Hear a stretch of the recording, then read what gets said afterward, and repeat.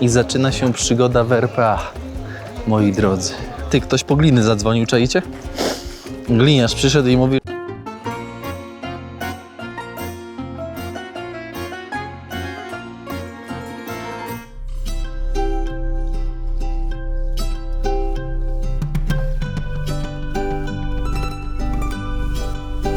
Szanowni Państwo, jedziemy tutaj z Felixem, zaczynamy nową serię na kanale Jak to Daleko, seria RPA 2 z Jak to Daleko, dlatego że byliśmy już w RPA w poprzedniej serii, dlatego też daję 2, żebyście wiedzieli, że to jest kolejna seria, więc zostawcie łapeczkę, komentarz, podajcie odcinek dalej.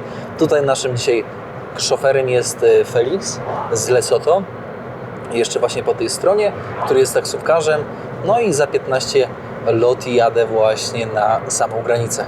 No i tutaj mamy Biedroneczkę, na szczęście. No dawaj, dawaj, dawaj. Musisz wyskoczyć sobie. Jak macie auto, jesteście taksówkarzem jak Felix, idziecie do zioma na targu i prosicie o jakiś amulecik, który Was będzie ochraniał podczas roboty. Tu jest olej, a w środku są jakieś kwiaty i one właśnie mają za zadanie ochronić właściciela podczas pracy.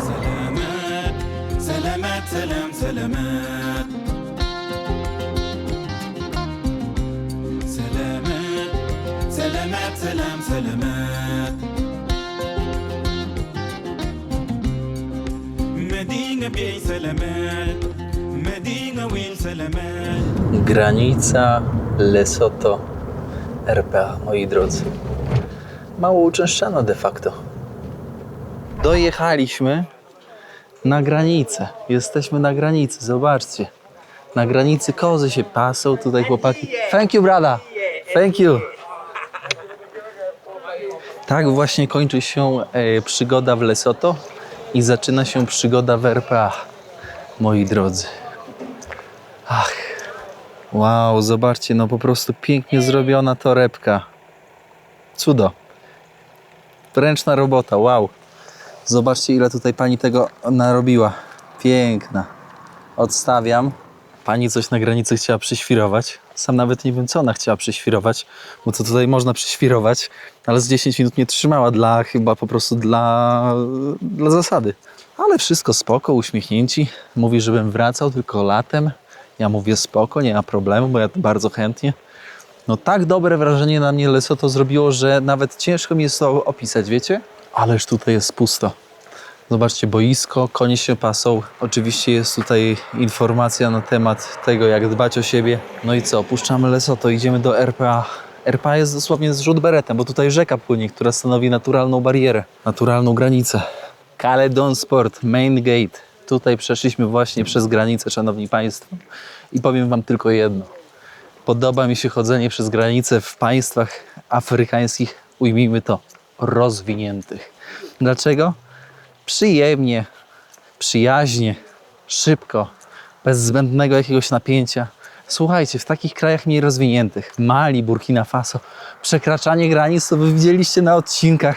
Normalnie możecie sobie obejrzeć te odcinki z granic na kanale tutaj, jak to wygląda. Przecież tam to jest takie napięcie, jakby co najmniej prezydent przechodził przez tą granicę, sprawdzają ci te plecaki nie wiadomo co. Oczywiście zaraz ktoś powie, ale oni są w czynnej wojnie domowej i w innych wojnach, które tam uczestniczą równolegle, które funkcjonują równolegle, nie uczestniczą. Napięcie jest tak ogromne, tak chore, tak nieprzewidywalne, tak dzikie, że ciężko to opisać. Tutaj pełen lajcik. Ja czuję się po prostu na jakichś wakacjach all excuse me. Wszystko jest tak, jak powinno być. Kultura. Hello guys. Zobaczcie, jak tutaj jest. Nie wiem, mordo. Czy ja w Sesotho gadam? No nie gadam, no. Proszę zobaczyć na te szlaszki na drodze. To są pęknięcia po zimie.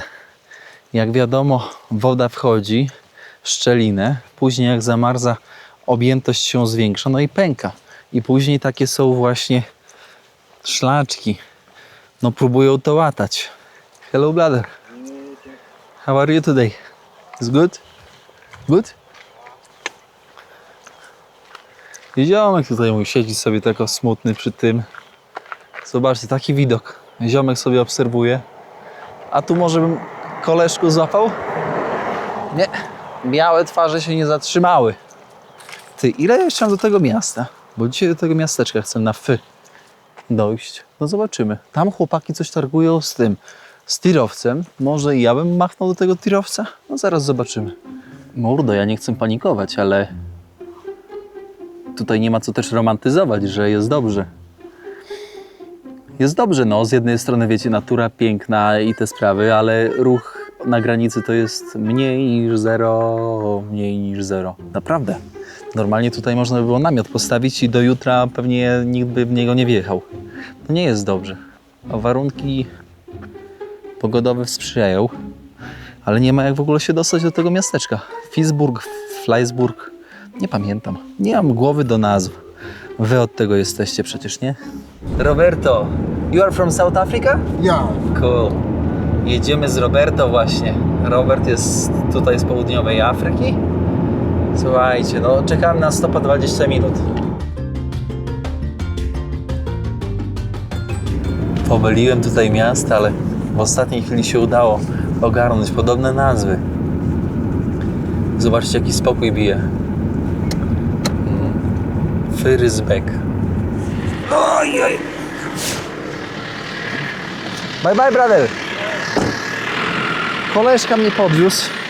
Kurde, ale powiem wam, podoba mnie się tutaj. Naprawdę mnie się tutaj podoba. Ty, idę datę kupię na internecie tutaj do koleżki z Indii i będę miał wtedy kontakt ze światem. Zobaczcie, u kolegi tutaj kolega z Daki. Hello, brother. Salam alaikum.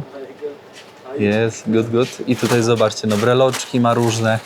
No handel detaliczny tutaj no to jest przejęty wręcz przez, moi drodzy, przez tutaj kolegów z Bangladeszu, no i też przez Hindusów. A tutaj kolega właśnie robi frytki i rybę, ten ziomek. Wziąłem za 33 plus rybkę jeszcze. Zobaczymy, jak to wyjdzie. No a tutaj zobaczcie, no możecie sobie po prostu kupić wszystko, no. Co wam dusza zapragnie, moi szanowni państwo. Od landrynek po przyprawy różne. Polskich przypraw tutaj nie uświadczymy, bo jesteśmy zbyt daleko. Może w jakiejś dużej aglomeracji można by było uświadczyć coś polskiego. Ale tak, no to nieduży sklepik wielobranżowy, gdzie możesz kupić po prostu rzeczy przydatne na co dzień. No, proszę bardzo. Ale chłopaki mówią, że tu nie jest aż tak ciekawie żyć. Kawa, czekolada. Tutaj zobaczcie, rdzenni poniekąd mieszkańcy. Biali. Tak jest. No przeróżne rzeczy. Ja czekam na jedzonko. Ty, najgorsze jest to, że mój internet kupiłem i nie działa. Lipa totalna. Nie wiem, o co chodzi. Słuchajcie, tak u koleżki zamówiłem rybę. Jak on mi tą rybę zrobił? O coś takiego wyszło, taki filet. Taki filecik. Ty, a frytek to zrobił tyle, że nie do zjedzenia. Ale tego nie wiem.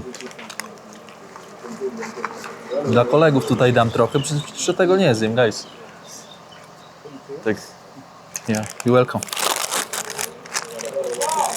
No my kumple, ale powiem szczerze, że to nie był dobry pomysł. To jest taka domrażana. Frytki nie smakują tak dobrze jak z tych sieciówek.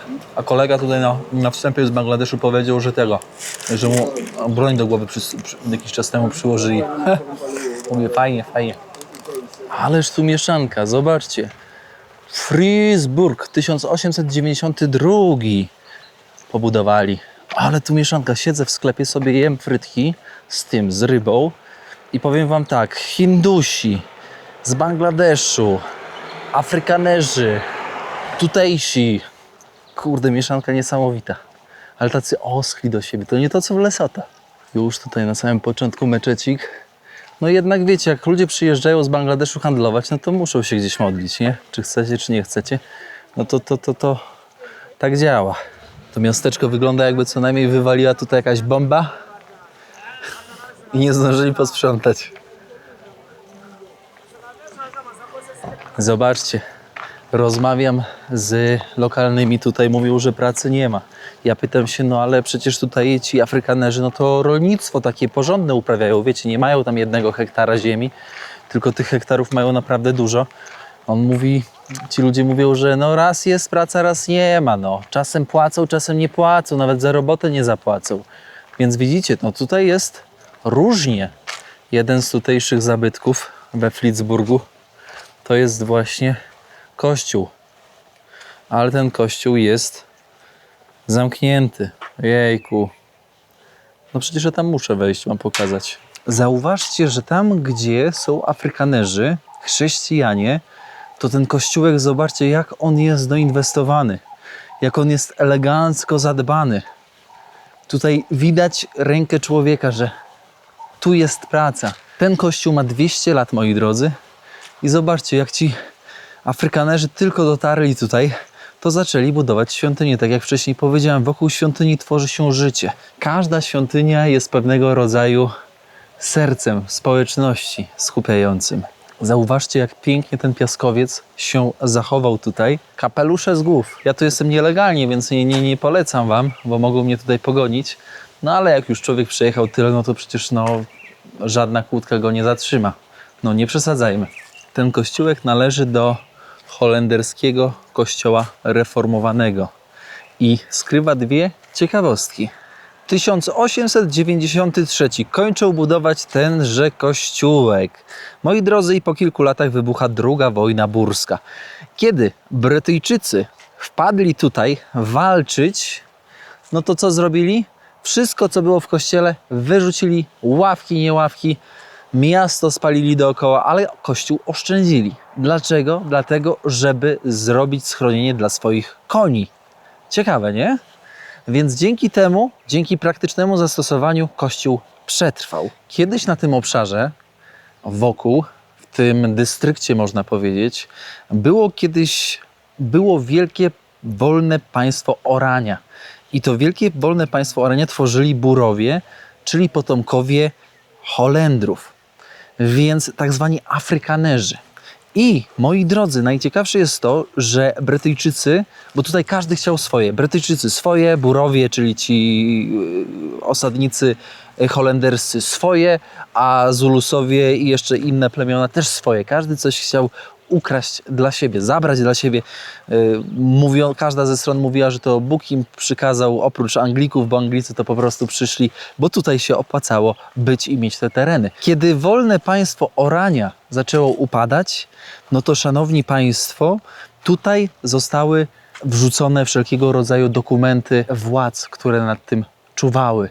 No i w ten sposób się udało je zachować. Więc tutaj była pewnego rodzaju stolica, powiedzmy tak sobie, tutaj była stolica taka oficjalna, administracyjna, której się dowodziło. Ty, ktoś po gliny zadzwonił, czaicie? Gliniarz przyszedł i mówi, że tutaj trzeba mieć permission. Ja sobie permission zrobiłem, będąc z kraju chrześcijańskiego.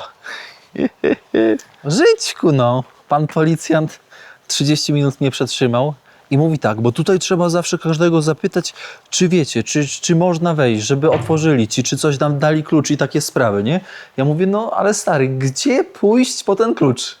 Do kogo się zgłosić? Rozumiecie, bo to nie jest takie logiczne, bo on chciał to w taką logikę obrać, ale to nie jest logiczne, że w każdą atrakcję, wiesz, do każdej atrakcji przychodzisz i po prostu, wiesz, dostajesz klucz. To tak nie działa. Słońce zachodzi, 40-50 minut i będzie już po słońcu, więc mamy jeszcze chwilę czasu. Idę się poszwędam, tak przez miasto przejdę, pokażę wam, jak mniej więcej wygląda. No i albo się zawinę gdzieś, po prostu za miasto postawię namiot, albo jakieś szczęście będzie i znajdę jakiś hotelik za 100. Nie będę tutaj płacił. Tutaj babka powiedziała 200 zł. No weźcie, przestańcie. Jesteśmy na ulicy Kirk Ritz. Ulica Ritz. Powiem wam, że no biali tutaj, Burowie, potomkowie Holendrów, Niemcy, też Francuzi, to powiem wam, moi drodzy, że nie są jacyś tacy rozmowni. Nie. Zobaczcie, jaki klimat stacji benzynowej. No kurczę, powiedzcie mi, że to nie robi roboty. Jak w filmie jakimś. Zobaczcie.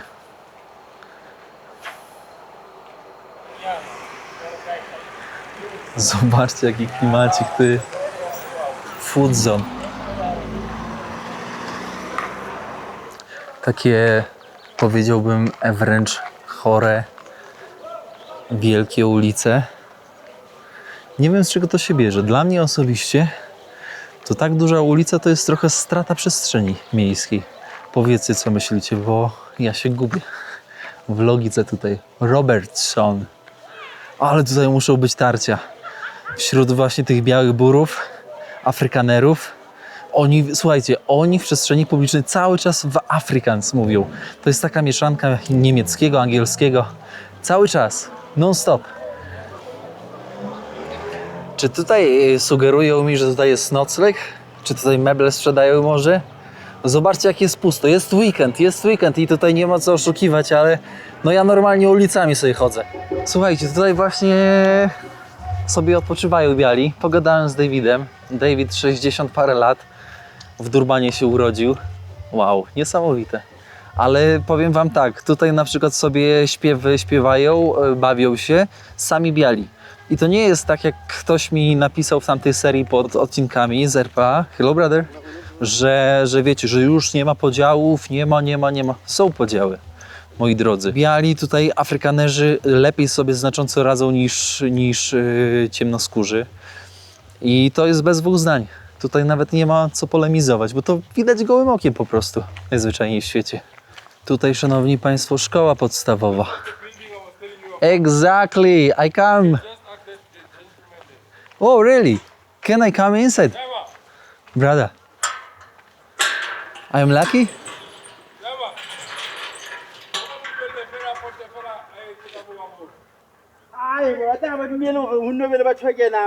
Nie wpuści. Nie, ale świnia. Fu. Mówię do tego policjanta, bo ten policjant teraz, co mnie zatrzymał, tutaj myje samochód. Zobaczcie, to też 200-letnia szkoła, która z Piaskowca się zachowała.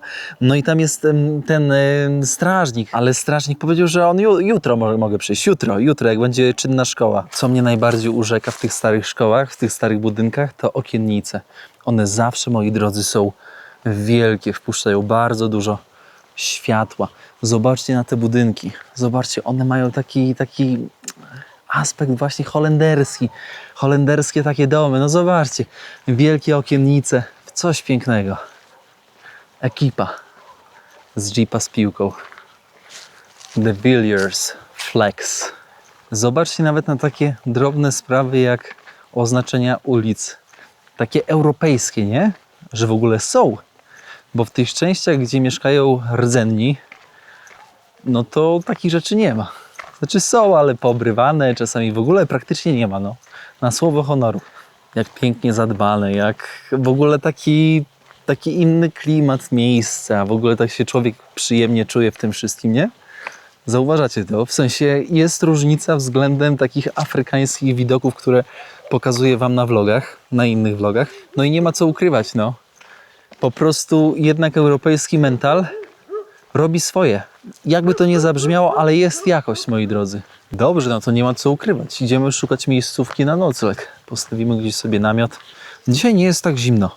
Wiecie, bo nawet już o tej porze, jak przyjechałem do RPA wtedy, no to już było zimniej. Jakoś dzisiaj naprawdę sprzyja. Pogoda sprzyja. Idę gdzieś tam, wyjdę poza miasto, tak jak jutro będę jechać. Wstanę z rana, sobie kulturalnie zjem banana, którego niosę w plecaku dzielnie. No i pojadę. Zobaczcie, nawet na skrzyżowaniu kosz stoi. No to jest coś pięknego. Danki, Lotland. Mordo, co ty krzyczysz? Zobaczcie, jaki klimat. Zobaczcie, jaki widok, no. Szanowni państwo. Wiem, że mi zazdrościcie. Pamiętajcie jedno. Szukanie w podróży noclegu to nie jest żaden kosmos. Żebyście o tym pamiętali. Widzicie? Nazwa ulicy Kosmos. Nie, no zaraz znajdziemy. Musimy tutaj po prostu, wiecie, się obkręcić, zobaczyć co, gdzie, jak i dlaczego. Tutaj jest trochę prywaty. W sumie w RPA to wszędzie jest prywata. Ale zaraz się znajdzie kawałeczek przyzwoitego miejsca. 2 na 2 metry. Tymczasowo. W języku Afrikaner. Afrikaans. Zobaczcie, napisany kolega tutaj. O, kolegę poznałem. To William. Hello, William. Zobaczcie. Tutaj mamy jestem na stadionie sportowym. Tutaj już trochę lepiej napisane. Można trochę rozszyfrować. Tak o, hop. Tutaj tak, to jest stadion w mieście. Proszę ja was. Ja pomyślałem sobie, że przyjdę na stadion i sobie tutaj po prostu walnę gdzieś namiot. Ale tak, tu są wojskowi, tam są wojskowi. Nie wiem w sumie dlaczego, bo na mapie też nie było to zaznaczone. Więc oni musieli niedawno dość przyjść tutaj. Pomyślałem, że tam sobie postawię, ale spotkałem Williama. William się okazał, mówi spoko, no jak chcesz postawić na ile dni? Ja mówię, nie, na nockę sobie postawię. Mówię, nie ma problemu, mordo. William tutaj przez całą noc pilnuje tego, żeby nikt nie ukradł. W sumie nie wiem czego. Ale jest. Najważniejsze, że robota się zgadza. William będzie kimał tutaj w tym, a ja sobie namiot postawię. Zaskoczyłem Williama znajomością eukaliptusa, bo tutaj tyle pracuje lat i nie wiedział, że tutaj jest eukaliptus. No ale takie jest właśnie życie. Dociekliwość. To jest podstawa w życiu. Słuchajcie. Dociekliwość.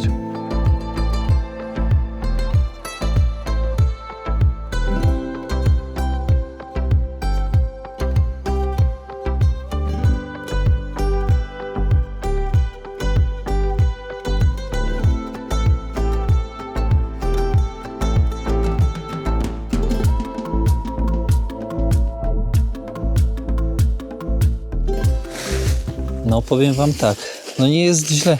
Tak naprawdę jak sobie człowiek przeliczy, no to można powiedzieć, że średnio 5 noclegów tutaj w południowej Afryce na trasie są w stanie zwrócić koszt namiotu całego, który jest naprawdę super lekki, ma stelaż aluminiowy.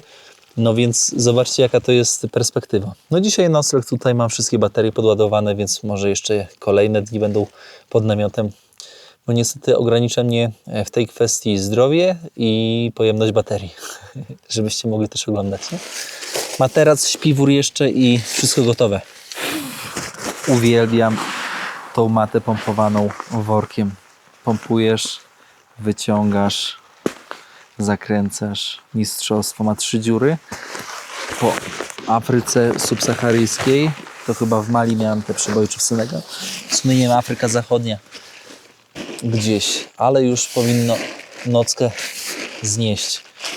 Proszę zobaczyć, namiot elegancko zrobiony. Poduszeczka dmuchana jest. Śpiwór puchowy jest. Mata jest. Czego więcej chcieć? Proszę, ile miejsca. Jeszcze jedna osoba by się zmieściła. Zobaczcie, plecak sobie obok leży. A chcę podkreślić, że ten namiot waży 250 gramów. Więc moi drodzy, no to jest naprawdę bardzo dobry wynik, biorąc pod uwagę właściwości, jakie tutaj ma. Czekajcie, wyloty muszę powietrzne pozamykać, bo jest za zimno. Jeśli jesteście zainteresowani, jaki sprzęt używam, to wejdźcie do sekcji wspierających i tam w zależności od progu, który wybierzecie, będziecie mieć do wyboru listę sprzętu, którego używam, będziecie mieć poradniki wideo, będziecie mieć różne inne, moi drodzy, też odpowiedzi na pytania o komara pierwszego werpa. Ciachnąłem, nie żyje już. William mówi, że tutaj ktoś przyszedł dzisiaj pograć sobie z białych w tenisa, ale takie zdewastowane te korty, te boisko. Widać, że od lat może 2000 nic tu się nie robiło. Może od 90 nawet. Gadajcie co chcecie, ale wiedziałem, że się przyda herbatka, rojbosik, kawka. William mówi, że kawki by się napił, bo on przez całą noc musi czuwać. Cukier, elegancko. Zaraz się tutaj pobratamy, wypijemy sobie razem coś ciepłego. No i co, ja będę zmykać spać zaraz. Nie ma co tutaj się kręcić jak komar przy lampie. Drodzy Państwo, my się lubimy, ale słuchajcie, trzeba zamknąć odcinek. No. Wypiliśmy z kolegą tutaj herbatkę, pogadaliśmy sobie o życiu. No i szczerze powiedziawszy, spokojnie tutaj płynie życie, no. Spokojnie, ale nie ma co ukrywać, brakuje pieniędzy, jak wszędzie. Moi drodzy, zostawcie łapeczkę, komentarz, podajcie odcinek dalej. Ja tymczasem kończę pierwszy odcinek serii RPA 2 z Jak to daleko. Oczekujcie drugiego odcinka, no. Nie wiem, kiedy jeszcze będzie. No, w takich warunkach to i nie ma nawet jak zmontować, nie ma nawet jak wrzucić, bo dzisiaj za 12 zł kupiłem 1 gigabajt internetu, bo nie mogłem znaleźć kodu na te 3 gigabajty. No więc taka sytuacja. Tak to się rozgrywa. Perypetie z policją, bo człowiek chciał kościół zobaczyć. tam jakieś systemy niby tam włamaniowe, antywłamaniowe. Mówię, ja cię kręcę. No mówię, jaja jak berety, słuchajcie. No więc tak to się rozgrywa. Ja się kładę do spania, wskakuję w śpiwór, żeby ciepła nie stracić. Jest godzina 19, więc pewnie wstanę o godzinie 7-8 no, z rana. Trzymajcie się. Do usłyszenia w kolejnym odcinku. Mam nadzieję, że dzisiejszy odcinek Was porwał, nie zanudził i był przyjemny. Cześć.